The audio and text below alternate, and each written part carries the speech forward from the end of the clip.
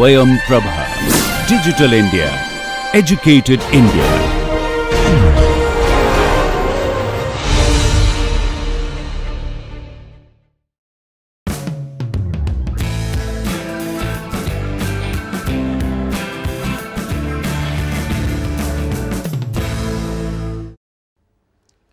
In the last class we are looking at this 3D space frames, and let me summarize what we have done.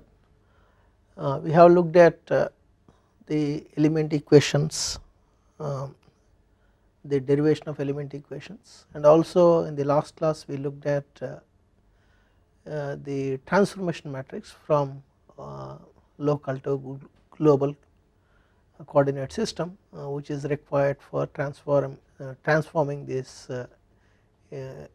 element equations which are in the local coordinate system to the global coordinate system. And so let us briefly look at those things once again.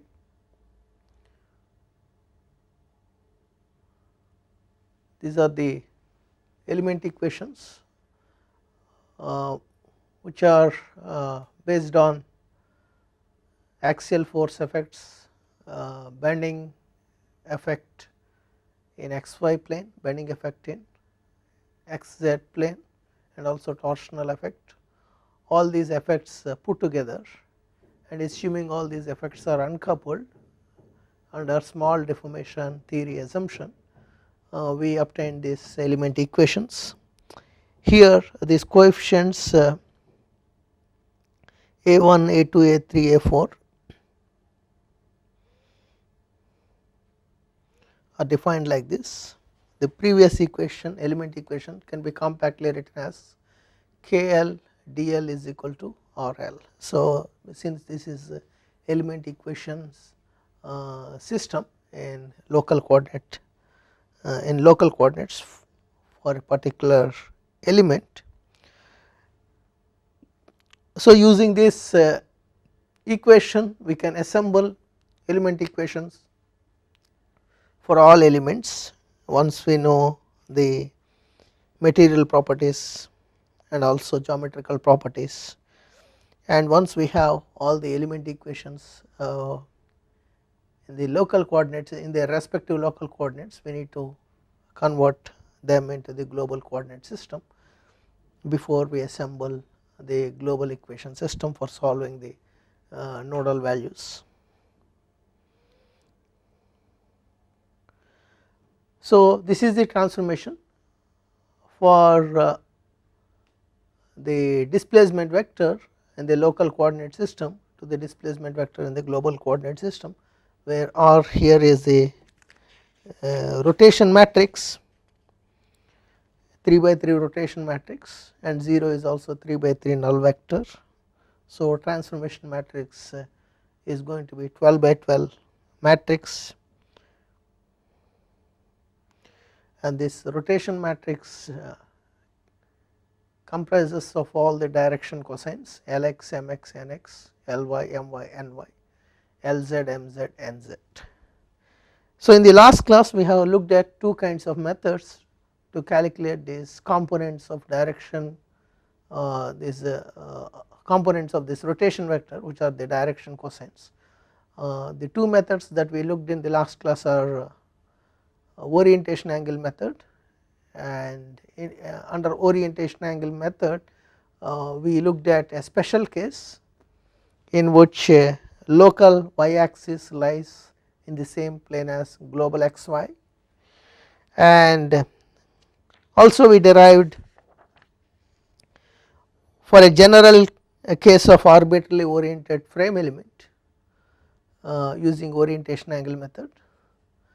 But the problem with this orientation angle method is calculation of orientation angle is not easy in many practical situations. So that is why we have the other alternate method, which is third node method. And before once again this orientation angle method, the data that is required is for the case of arbitrarily oriented frame element, the data that is required is angle alpha, which is measured in the counterclockwise direction from global y axis to global x axis, and that is the angle by which the element needs to be rotated about local x axis such that local y axis is parallel to the global y axis. So we require that in addition to the coordinates of the endpoints of the space frame element. So this is the data that is required for orientation angle method. And now let us look at briefly that method. This rotation matrix R consists of direction cosines. These are coming from the coordinate transformation from the local x y z to global x y z, consisting of all direction cosines. So this is R matrix, and this is the formula for obtaining direction cosines using orientation angle method for the case in which local x axis lies in the same plane as global x y, and here you can see Lxy is in the denominator. By definition Lxy, if you recall, it is square root of Lx square plus mx square. So in case Lxy is 0, then we will have problem in calculating. So in that case we need to look at the element, space frame element, and by inspection we can write the rotation matrix components in case Lxy is equal to 0. Lxy is going to be 0 in case the frame element, space frame element is oriented or it is parallel to the global z axis. So for these cases, this the components of rotation matrix can be obtained by inspection. Case A is shown there in the figure. You can easily see by inspection what is cosine of angle between small x axis, capital X axis, small x axis, capital cosine of angle between small x axis and capital Y axis. Similarly other components, that is cosine of angle between small x axis and capital Z axis. So Lx, Mx, Nx. Similarly you can find Ly, My, Ny, Lz, Mz, Nz. So for the element, space frame element, which is shown in figure A, the element is parallel to global Z axis. In that case we can easily check the rotation matrix by inspection is going to be whatever is given in the slide. And for figure B, if the element, space frame element is oriented in the manner which is shown in figure B. So the difference between figure A and figure B is the way the nodes are numbered. In figure A, whatever is numbered as node 1 is 2 in figure B, and whatever is numbered as 2 in figure A is node 1 in figure B. Because of that, the orientation of local x axis, y axis, z axis are different. So even the rotation matrix is going to be different. So for case B, rotation matrix again by inspection and just observing what is going to be the cosine of angle between the local axis and global axis, we obtain this one. So this is using these we can calculate the direction cosines using orientation angle. So this is what we have seen in the last class, and the last case is general case of arbitrarily oriented frame element. In this case, first thing what we need to do is we need to rotate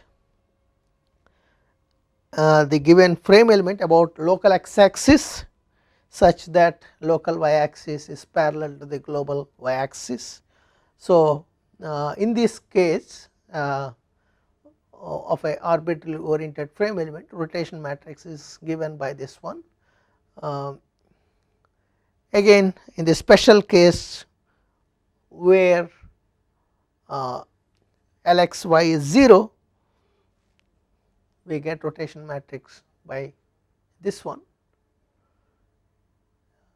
It can be easily checked that in the limit Lxy tends to 0, the first the components which are there in the first rotation matrix reduces to what is given in the second rotation matrix. In these matrices you have C and S. C is cosine of alpha, S is sine of alpha. Alpha is nothing but angle between the global y axis and local y axis measured in the counterclockwise direction, or the rotation by which we need to rotate about x axis to make the global or local y axis parallel to the global y axis. Cosine of that and sine of that is what is C and S respectively. So, using this rotation matrix formula, we can obtain for for any arbitrarily oriented frame element the rotation matrix. So, this is by rotation angle method, and as I mentioned, calculation of rotation angle is not easy in many practical situations. So, the other alternate method is third node method, in which actually third node is, we need to define a third node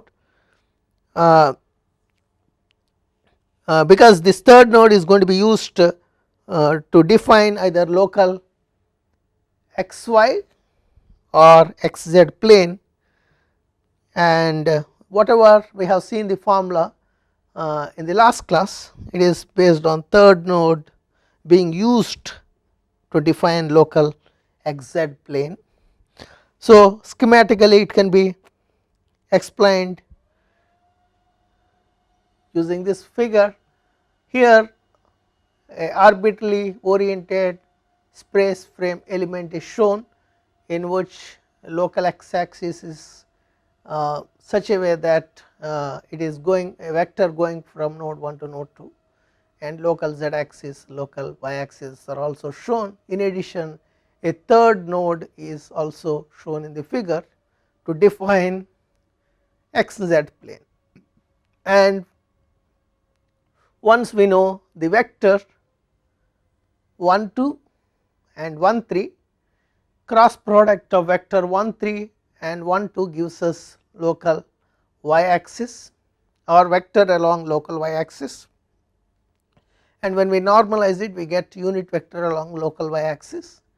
And once we know the vector along y axis, and using the nodal coordinates of 1 and 2 nodes, we get local vector along local x axis, and cross product of vector along local x axis times local y axis gives us a vector along z axis, which we can normalize to get unit vector along z axis.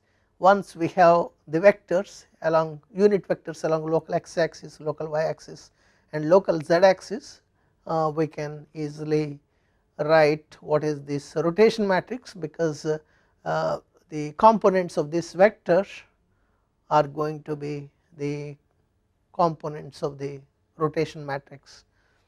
So, this is about third node method. So, what additional information we require is, we require a third node to define either plane xy or xz, but we usually take one of the existing nodes in the model as third node, which will be clearer to you when we solve a problem. So, using this or using this any of these two techniques, that is either rotation angle method or third node method, we can calculate the rotation matrix, and once we get the rotation matrix, the element equations in the local coordinate system can be transformed into the element equations in the global coordinate system. And so the assembly and solution procedure for nodal degrees of freedom, the procedure is standard procedure which we are following till now. After a nodal solution is obtained, the displacements, axial forces, moments and shear at any point along the 3D frame element can be computed using shape functions and its derivatives, as we are doing for the frame plane frame or trusses or beams that we have seen till now. For each element, global displacements can be transformed into the local displacements, because when we want to calculate these axial forces, moments and shear, whatever, when we solve the global equation system, we get global displacements in the global coordinate system. We need to convert back into the displacements in the local coordinate system, because using this we will be calculating axial forces, moments and shears, or even displacement at any point along the frame element.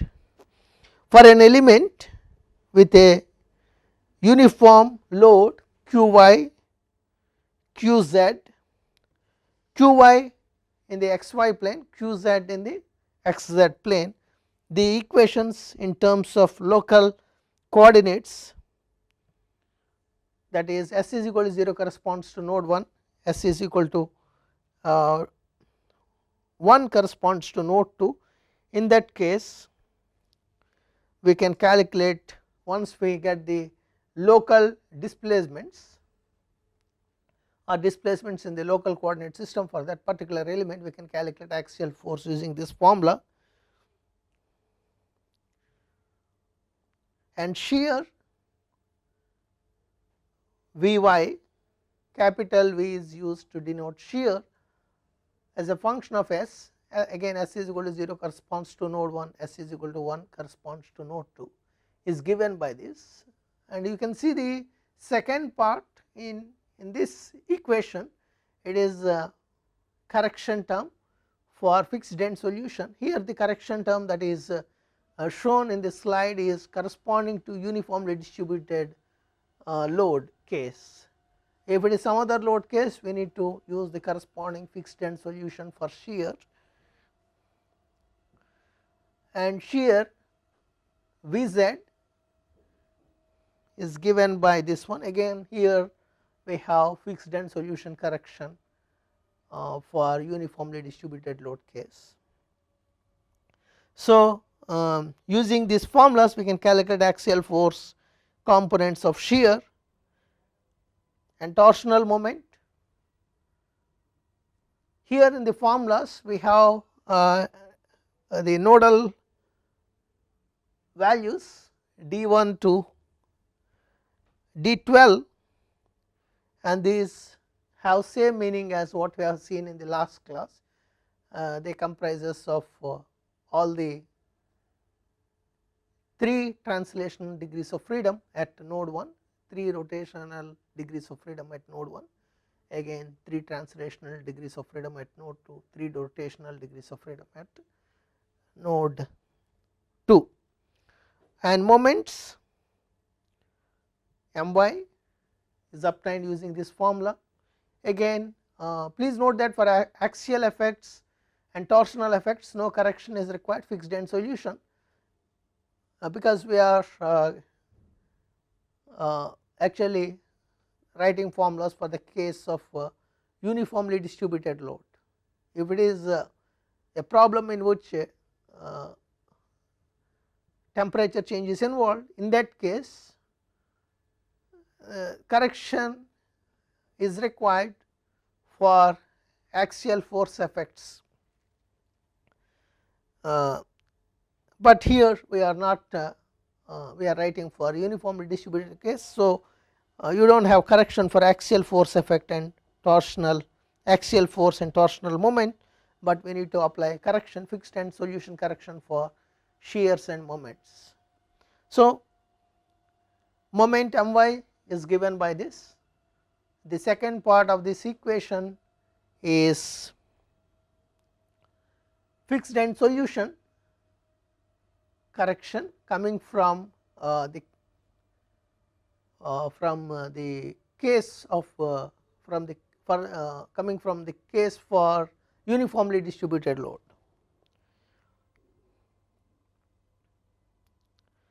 Moment Mz is given by this.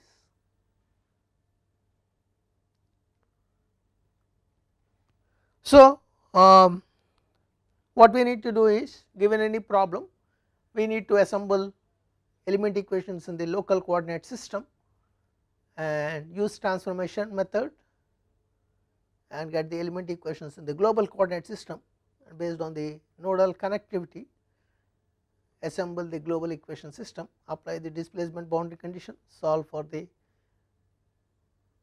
nodal values. Once we get the nodal values, we need to again find the corresponding displacements and rotations in the local coordinate system before we calculate axial forces, shear moments and torsional moment. So, this is the procedure. Now, let us take a numerical example.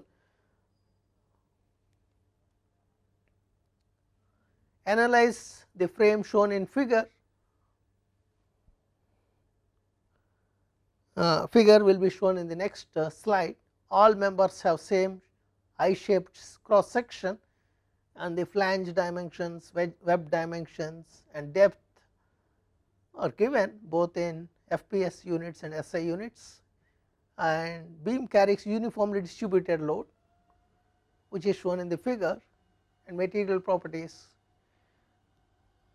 are also given.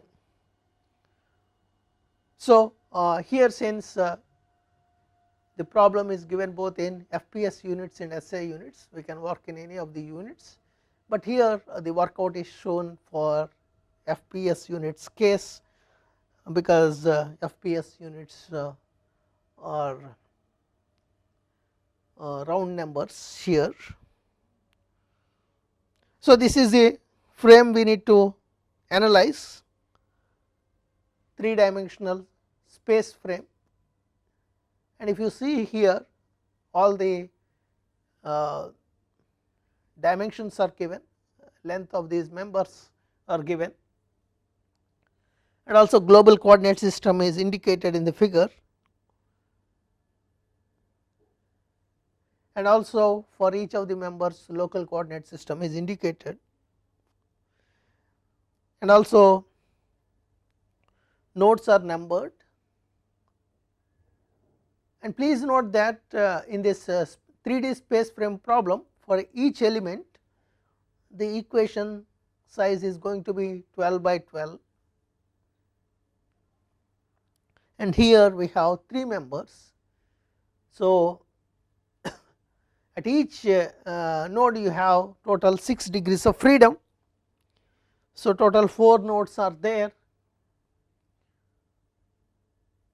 So, 4 times 6, 24 by 24 global equation system we are going to get, in case we are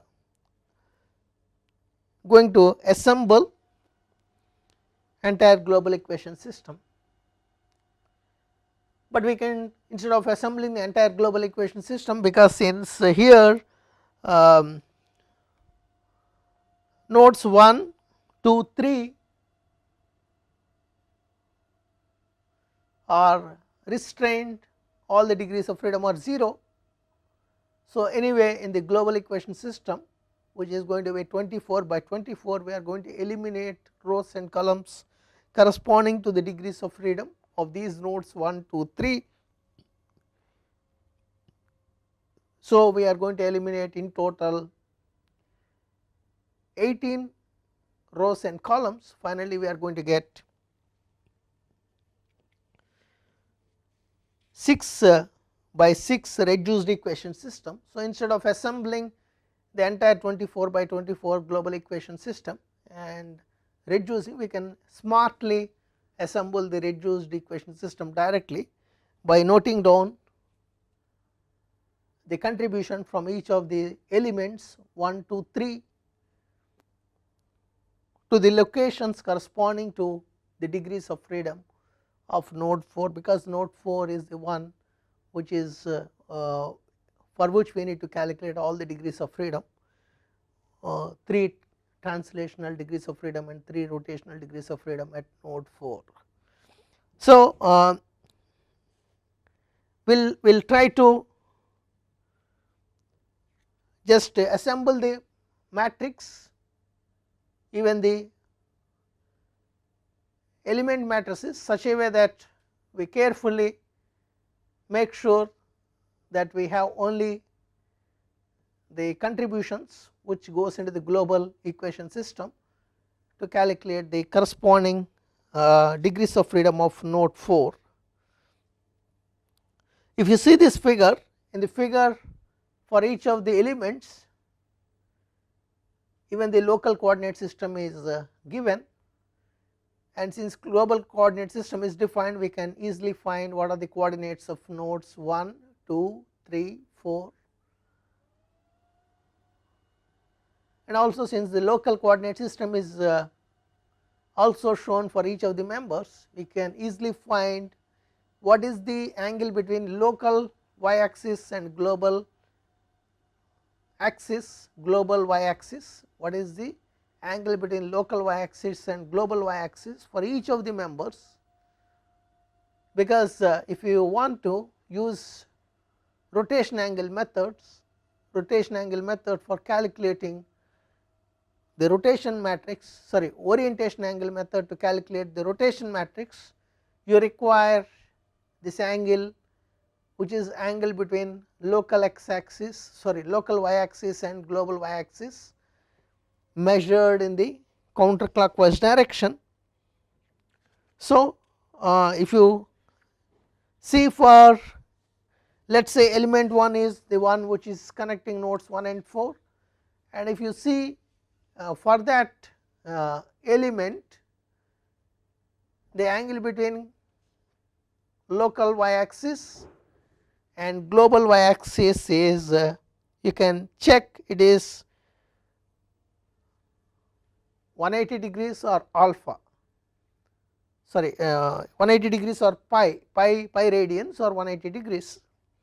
So, using orientation angle method, we can easily find what is the rotation matrix once we know this angle between local y axis and global y axis for this particular element, and also once we know the coordinates of nodes 1 and 4. And similarly, orientation angle alpha for element 2 which is connecting nodes 2 and 4, it is you can easily check the angle between global y axis and local y axis, it is equal to 0.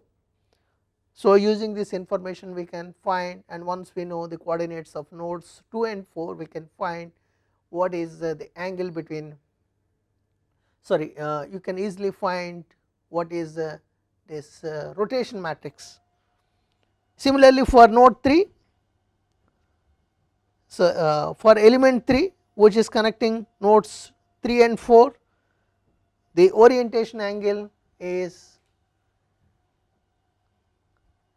1.5 times alpha, sorry 1.5 times pi, that is 3 pi by 2 radians or 270 degrees. So, using this information we can easily write what is the rotation matrix, and from there we can get the transformation matrix from the for the local to global coordinate system. So, now that is how you can use the rotation angle method, or we can use third node method. Here for illustration purpose for this particular problem, we will use third node method to calculate the rotation matrix. So now let us proceed with this information, and from the given dimensions and cross sectional properties, and also if you see each of these members, y axis is minor axis, z axis is major axis. So from the dimensions and cross section properties, we can get these values that are given, and from this we can calculate what are the coefficients a1, a2, a3, a4 for each of the members. But in this particular problem, all the members are identical. Since all elements are identical, local element stiffness matrix for all elements is same, which is going to be 12 by 12 .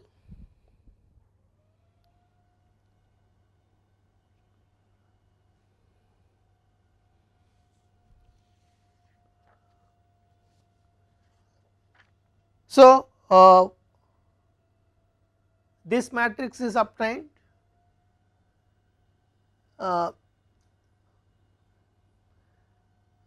based on the orientation of the members, such a way that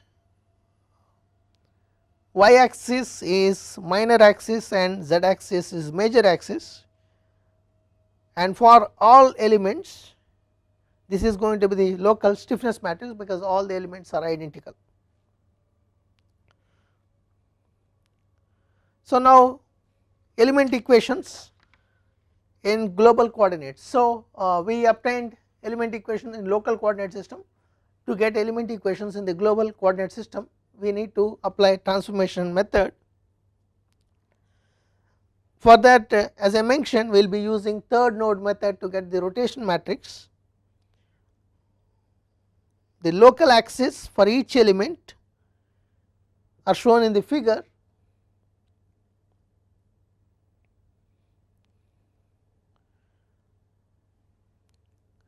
and you can see here we need to identify third node for element 1, element 2 and element 3, and third node is not going to be a point, something which is outside the structure. It can be, but in this particular case let us make sure that third node is defined based on a point which is there already existing in the model. So for element 1, which is connecting nodes 1 to 4, third node is going to be node 2. For element 2, which is connecting nodes 2 to 4, third node is going to be 1. For element 3, which is connecting nodes 3 to 4, third node is going to be 2. And please note that element 1 is oriented such a way that it is along a vector going from nodes 1 to 4, and element 2 is oriented such a way that it is along a vector which is going from node 2 to node 4, and element 3 is oriented such a way that it is along vector going from node 3 to node 4. So we just identified what are the points which are going to act as third node for each of these members. We can put this in a table. These local axis using third node method will be computed if element nodes are defined as follows. Since one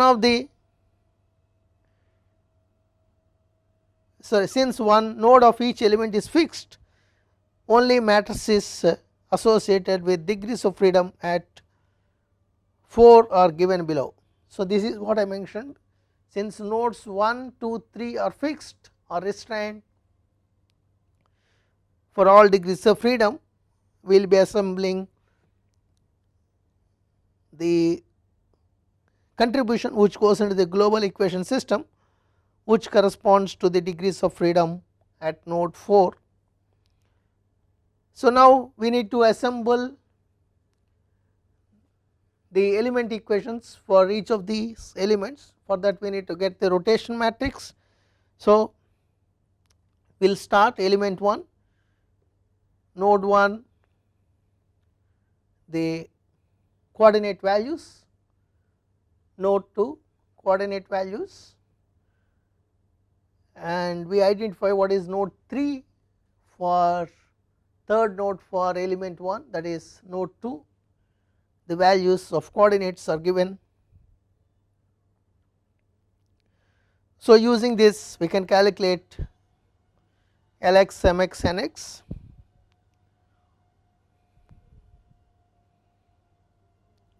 and cross product of vector which is joining nodes 1 and 2, first node and third node,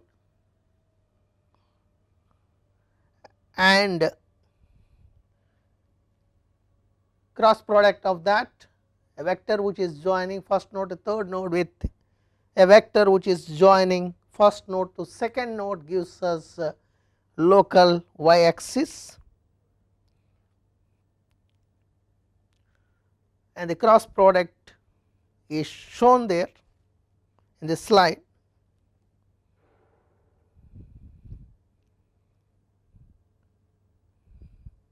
So, Ly is equal to 0, My is equal to -1, this is the vector in the local y axis, and when you normalize it we are going to get 0 I minus 1 j plus 0 k. So, Ly is going to be 0, My is going to be 1, Ny is going to be 0, and we require another quantity Ly which is going to be square root of x square, sorry, xy square, yy square, zy square, where xy, yy, zy are defined based on the coordinates of nodes 1 and first node, coordinates of first node, second node and third node. So, Ly if we calculate it turns out to be this, and Ly, My, Ny values are given there. So, now we got the local y axis, cross product of local x axis and local y axis gives us local z axis. So, that is what is the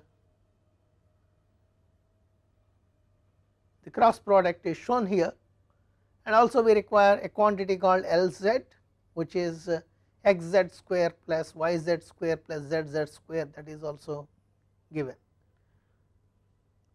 and Lz, Mz, Nz, the vector z which is minus 240 I plus 0 j plus 0 k. If you normalize with respect to the magnitude of this vector, we get unit vector along local z axis, and that the components of that, which is going to be Lz, which is going to be minus 1, Mz is going to be 0, Nz is going to be 0. So, we got Lx, Mx, Nx, Ly, My, Ny, Lz, Mz, Nz. So, we are ready to write the rotation matrix corresponding to element 1, and this rotation matrix, this same rotation matrix can also be obtained using orientation angle method, noting that the angle between local y axis and global y axis for this particular element is pi degrees. The same R can be obtained using orientation angle approach with alpha is equal to pi radians. With this R, transformation matrix T is constructed and element stiffness matrix in global coordinates can be obtained by this formula. K is equal to T transpose KLT,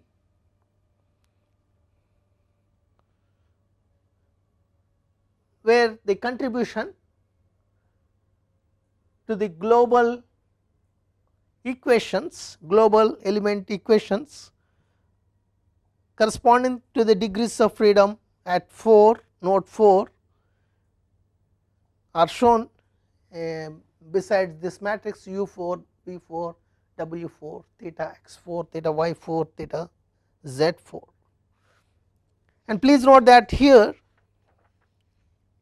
in this particular problem, for element 1 which is along a vector going from nodes 1 to 4, the load which is uniformly distributed load, it is applied in xy plane.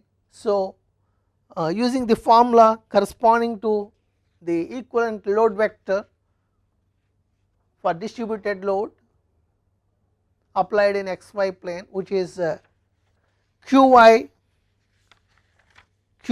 L over 2, qy L square over 12, qy L over 2 minus qy L square over 12 transpose of that is going to be the local load vector. This load vector in the local coordinate system can be converted into the load vector in the global coordinate system using transformation method to obtain equivalent load vector in the global coordinate system. So, RQ in the global coordinate system is given by this one.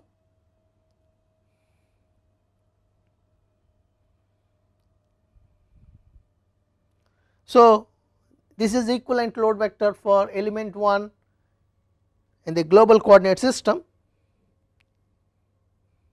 Similarly, we need to assemble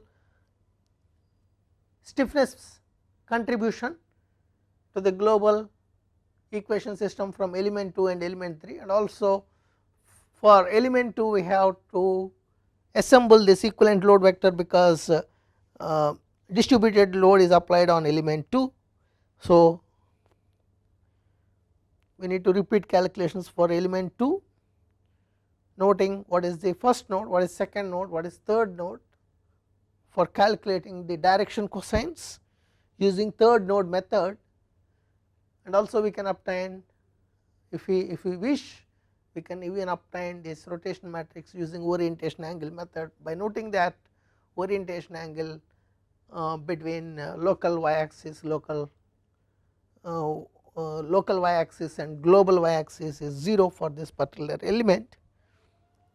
This is going to be the rotation matrix, and contribution to the global stiffness matrix is from this element is this, and this is only a partial matrix because here we are noting only the contribution that goes into the global equation system corresponding to the degrees of freedom for node 4, and equivalent nodal load vector.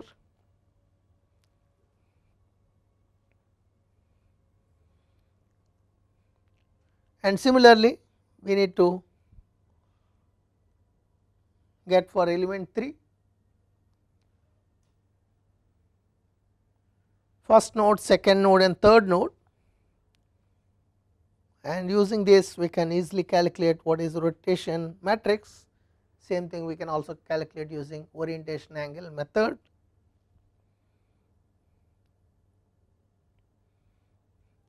And stiffness contribution to the global equation system is this one.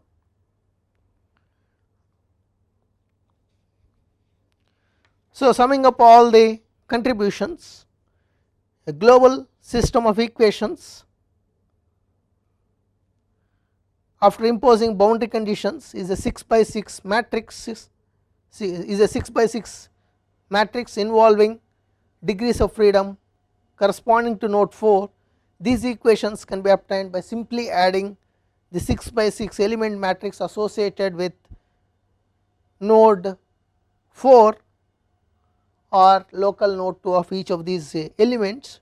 Thus global equations is obtained by this, that is whatever stiffness contribution we got from element 1, element 2, element 3, if you sum up we get this stiffness matrix which is shown in this slide.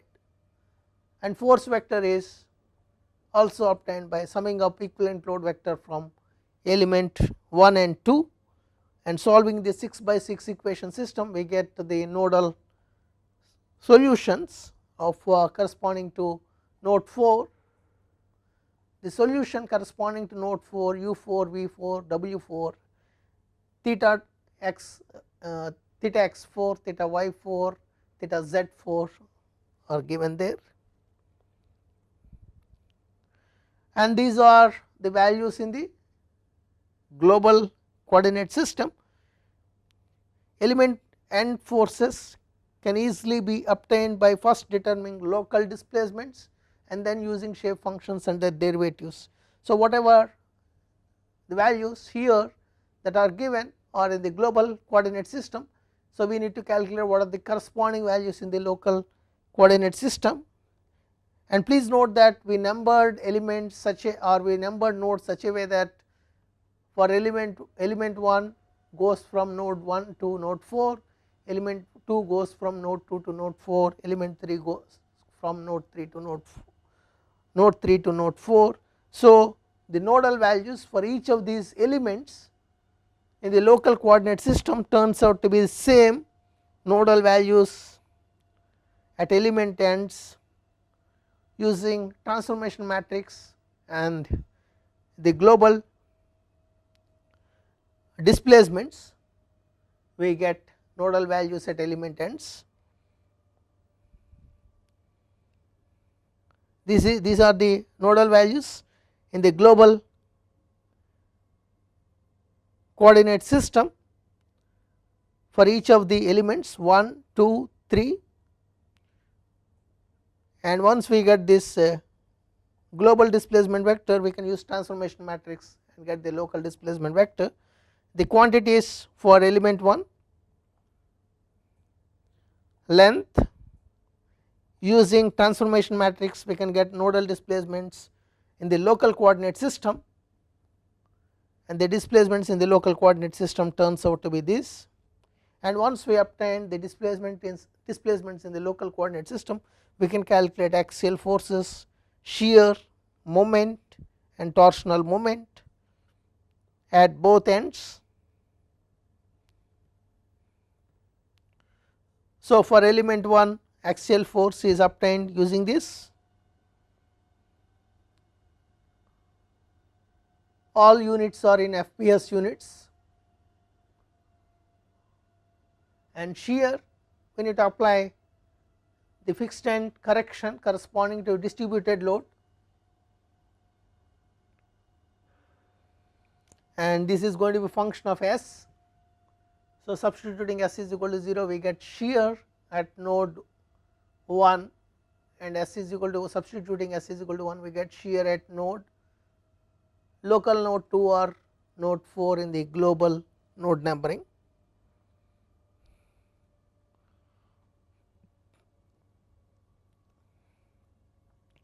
And similarly the other shear component Vz and its constant, and moment My with fixed end solution correction.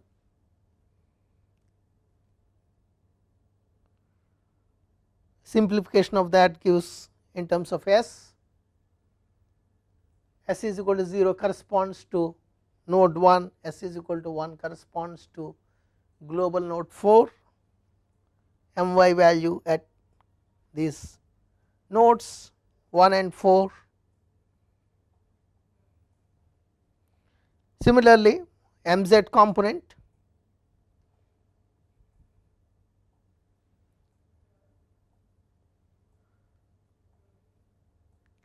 simplification of that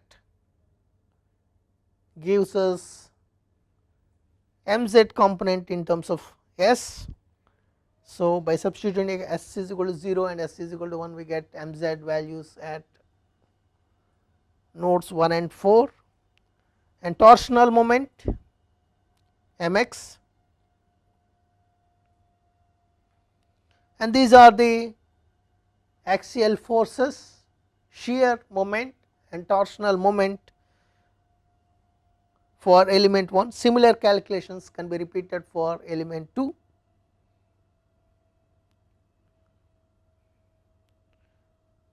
Details are not given here, final values are given.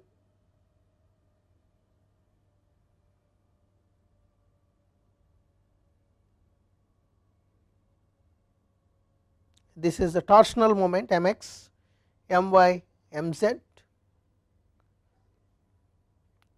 Similarly, for element 3, axial force, shear components,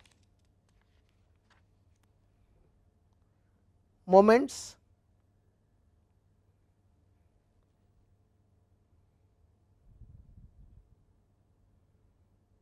so once we obtain axial forces, shears, moments, we can draw free body diagram. The forces can be shown on element free body diagram like this, and we can check the equilibrium of each of these element for numerical accuracy, and also we need to make sure that all the elements put together are in equilibrium. So, that helps us to check the numerical accuracy, and it can be easily verified. Indeed, whatever values that are obtained here satisfies all the equilibrium conditions.